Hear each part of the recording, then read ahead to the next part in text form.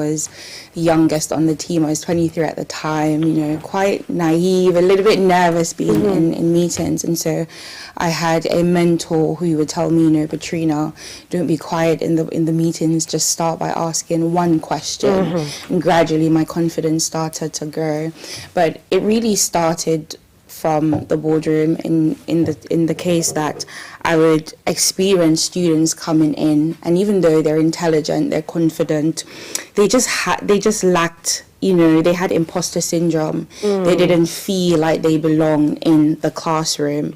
And so I was speaking to my colleague over that period of time, and I said, I feel like we need to do something beyond the classroom. We need to do a bit more pastoral care. And of course, I myself, I've been in different settings. I've encountered mentorship through the church and that sort of thing. And so over time, I came to the realization that actually, in addition to academia, I believe my call is to empower women.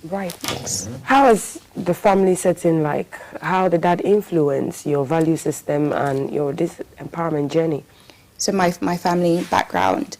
So I grew up in Jamaica before I moved to the UK. And funny enough, it was my dad. So I lived with my dad because my mom was away at the time. And so it wasn't a traditional home, I would say, because it's this, well, single as in my mom wasn't around, but he was quite supportive, actually pushed me a lot to do reading. But then he passed away when I was around the age of 12, which was quite difficult. And I think that helped my resilience, just it being my older sister who was in charge of us. So again, I'm seeing a strong young woman. She was about 17 at the time, and she was the one doing everything. Of course, we had support. We had a nanny who lived with us, but my mom sort of like entrusted the bills, the transfer of payment. So we had a young woman who's mothering everyone. You know. And there was a time when my brother actually called her mom. So my mom would come back from the UK, and you know, the second he's throwing stones at my mom, he's like, "Go away, stranger," and he's calling my older sister mom. So that's the background that I've had. So I've had very strong female representatives in my life, including my mom. So we eventually moved to the UK. A lot of struggles, a lot of challenges that comes with a new setting, but I still saw a lot of strength with my mom as well. You know, so I've had that in my background to influence where I am today, of course. Absolutely, and I'm sure that will better inform you to empower girls who, depending on where they're coming from, how much they have, and what to do with that. So tell us how that inspired creating the Girls Only initiative. Of course. So I'm the type of person, I would say, I'm very empathetic towards other people. So in whatever setting that I find myself, young women, well, I'm young myself, they're drawn to me because I feel, you know, there's something when you go through certain experiences, you're then able to pour into others. So the Girls Only initiative started from Women Ascend. So I founded Women Ascend Network, and we're built on 3 key principles. So one is vision. So we want to empower each and every woman to have a vision for her life. We also focus on growth, so growth in terms of mindset, which is quite important, growth in every aspect really, your education, your career, and finally is to be visible. So our slogan is emerge, so emerging from the shadows to be visible. One of the challenges that I have found, you know, with women sometimes, in comparison to our male counterparts, we may have the credentials except for one, and we will not apply for that job because we feel we don't have it all. So we can see that there's been some sort of systemization in place to stop us from moving forward. And so the network is telling us as women, you know, step out of your comfort zone, apply for that job, literally just unleash your potentials. Absolutely. The age group, the demographics that you're focusing on, why did you choose to focus on 16 to 21? So the Girls Only initiative goes into secondary school. So we focus from 16 to 21 because that is a very pivotal stage, actually from 15. So that's the stage where they're not yet adults, so they're adults and transitioning. And that's the stage where we tend to lose people because that's the stage where they're figuring out themselves. They're trying to find out, okay, career. Exactly, career, leadership, what should I do? That's where we're actually losing them to their friends as well. So at that stage, we want to listen, well, they want to listen more to their friends rather than leaders, mentors, parents. And so we need to get them at that stage before the seeds have been sown or before the roots have taken place. So we feel at this stage, if we can get them want to start to think about their future, focus on their ambitions, focus on their gifts, their talents, is actually essential to what we do, because we want them to know then you have what it takes to be great and Absolutely. Even the greatest. Yes. How long have you been doing this, the Girls Only Initiative? So the Girls Only Initiative under Women Ascend has just been over a year.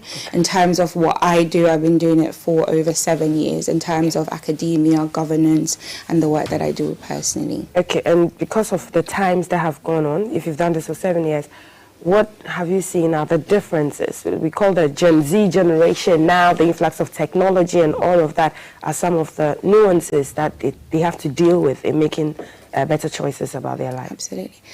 The thing is, there's so much information, and the challenge is with the information, what do I do with the information? And if I'm on various platforms and I'm seeing people doing different things, for some people it can be overwhelming. For some it can be, let me do it because other people are doing it. So we find that they tend to lose themselves and they lose their voices. Like I've had young people deciding, well, before they speak to their peers, for example, I want to do law or I want to do engineering, but after having spoken to my friends, I'm going to do something like social work, for example. So completely different from what they originally wanted to do. So it's a lot to do with their identity, their self, and also their confidence, because the era that we're in, we're so fixated on what other people are doing and what others want us to do, especially for young women at that age, that they're easily broken or easily convinced to be other than themselves. And so that's what the initiative is also about, is to encourage them, actually, you can be yourself, you can lead, you can thrive within yourself without thinking about what your peers or what others want you to do. Being unique, that's one thing to battle with. I have young girls coming up to me as well, you know, public speaking, so I want to do this, but I'm shy, I cannot answer questions in a crowd, and I just tell them small beginnings. But let's look at the mission of the initiative and going around senior high schools. How is that going to drive the mission, and what are some of the very interesting questions or confused remarks that you hear from these girls? Thank you so much.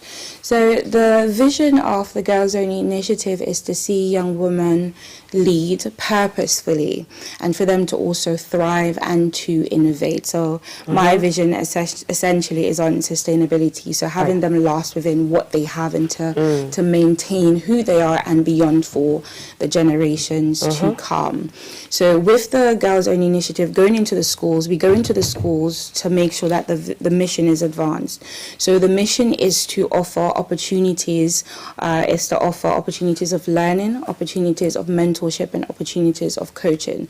So we have, you know, individuals with different expertise. I actually have one coming in today who is a US veteran and an HR specialist. So we have different people. So they get to have different expertise and to ask those questions. And like you mentioned, actually, one of the biggest questions we always get is to do with confidence. How do I even ask a question? I'm shy, I'm a little bit nervous, what do I do? And if I'm centered around, the thing is, when you're in a room with other people, you don't know that everyone else is actually scared to be in that room. Yes, it's just like you. Exactly. Probably wondering how to ask the question that you also want to ask. Right. Yeah, so it's mostly around those issues and also around career as well. So what I find is, usually when you're in one location, if you're not exposed to too much, you think that you are limited to your current location. And so one of the things that we're really going to push for with this tour is to say you're not limited to your geographical location. And of course we'll encourage reading, because you don't need to physically go to Russia or China to be able to get knowledge. Yes, absolutely. So we'll bring that to the tour as well. So I'm sure that ties in the Pitch Me competition. Yes. Tell us a bit about that. Yes. Pitch Me. So as part of the Girls Only Initiative, we are going to have a summit. You've mentioned it there, Emerge. And essentially, we're bringing all the secondary school girls together. It's been actually wonderful, the feedback that we've had. So we're bringing them together on one day. We'll have a full day of impact, influence, and, you know, exposure to career education and all the opportunities and mentorship within there. So within the day, we'll have a section which is Pitch Me. And essentially what we're doing, we're giving young women the opportunity to solve a problem, a national problem. Okay. It will be something to do with innovation and sustainability. Right. But what we're saying is these are the challenges that we have. How can you solve it innovatively in a way that it will be sustained? So we're allowing them to think outside of their comfort zone. We're allowing them to be problem solvers. We're allowing them to lead because it's their solution to the problem. And we're allowing them to be creative as well. And I think that is just beautiful because it's an opportunity for them to see themselves in a different light and also to think about issues beyond their communities, issues that will get them to think, okay, if I can actually solve this problem, maybe I should go into leadership after all, you know, because we do need representation. Absolutely. Yes. I mean, I know it's short, it's a year, but what kind of impact and what the sense of impact you get from when they listen to these people, when they have these conversations, when they get their questions asked? I see inspiration. I see that they're inspired. You know, I've had young women say, actually, I wasn't too sure about the career path that I was going to go down, but having spoken to this particular expertise. So we've had career workshops, for example, and, you know, they're in the younger stage, so they ask so many questions, especially about transferable skills. So maybe they're volunteered and they don't actually know that I can put that on my CV. And we've had that question, and, you know, having gone on, they've had opportunities. They've even had the confidence to say, maybe I will think outside of, well, where we've had a different location. That's what we see. It's just getting them to that place where I'm now comfortable and confident to step out of my comfort zone, whether it's my career, whether it's my aspirations, whether it's even going into a different institution as well. Absolutely. Some of the challenges that you think that you would have to, because it's holistic. Yes. And the barriers are different. You need other partners, people to come on board and then support. What are some of the systemic barriers that you think that this initiative can be able to gradually reduce before you get rid of them? Yes, absolutely. Great question. One, I believe, would be financial limitations. I think, you know, wherever you are in the world, there are financial constraints. And so what we're hoping to do with the initiative is to have sponsorship on board or partnership on board. Secondly is the work experience. So far we've had some companies, you know, agreed to partner with us to say we will offer the work experiences and the internships because the market is such that they, you know, if you're applying for a job, the question is how many years experience do you have? And so we're saying that we'll give you, you know, maybe 3 to 4 months work experience, or you can come in and we'll offer you an internship. So the experience is a barrier that we can also remove. A major one is the confidence, regardless of where you are, you know, it's a factor, and it could stem from so many things. It stems from your own personal insecurities, your background, what's been fed into you. And so we focus on that a lot because we know just how important you need your confidence to be able to step into who you are and what you're supposed to be. Absolutely. With our setting in Africa, patriarchal issues, you mentioned financial issues, how can we do it better? How can we build confidence? How can we let people build confidence in women? To be able to support women, that women, because you hear that, oh, well, if you put her in leadership, she'll get pregnant and she has to go and leave, maternity leave and all of that. How can we together empower? Because we are we're highly populated in Ghana and across the world. The main thing I would definitely say is to see us as one. See us together as we're working towards one goal. If we're thinking about it nationwide, we're one nation. We need the male and we need the female to solve those problems. And who knows, it could be the female of this nation that would kill cancer, for example. So we shouldn't sideline the female. We should bring them on board in everything that we do. If it comes on to decision making, if it's civic duties, we should get them involved as much as possible. Right. Let's talk about parents, communities supporting the work that you're doing. Sometimes can be very adamant in the kind of careers that they envision for their children, and that can be very traumatizing for some of these girls. I can't imagine so, because I myself am a parent and I'm already sitting and thinking, I think you should do this and you should do that. So it's very difficult, I think, for a parent, because you're thinking that, your child needs as much support as possible. But I think the best thing that we can do as parents is to try and expose them to as much relevant information when it comes on to careers. So whether it's getting them to go to career seminars, sometimes we think, well, they're too young. Actually, no. Even as young as 7, 12, 13, exposing them to those opportunities that are out there. And especially in the global age, we can find so many things online now that is tailored to young people and young women. So again, exposure, support them as much as you can. I know sometimes it's tricky, and we are in a stage where we're somewhat changing in terms of the career paths that are available to us now. But again, if we have the right information, we expose them to the right information, we can amplify their decision-making abilities. We have to get them to that stage where we know that they're capable of making the right decision. And if they're there, we can trust that they will do the right thing with our support, of course. Absolutely. So chaperone them well, and and the influx of social media, and every child wants to have a ring light, a phone, all of that to create content. But let's talk about, finally, the growth of the Girls Only Initiative, the Emerge Conference, the Pitch Me competition. What does the future look like for the network? The future looks great. The support that I've had in Ghana has been absolutely amazing. One thing I can say, the schools that we've spoken to, the headmasters, the headmistresses, they're all in support of the young woman and the girl child. And so with that in mind, it's looking great. It's going to be brilliant. We are going to establish ourselves in Ghana and across West Africa. Okay, tell us the dates and times of everything that you'll be doing. Okay, so our school tour kicks off next week, so that's from the 15th to the 19th of September.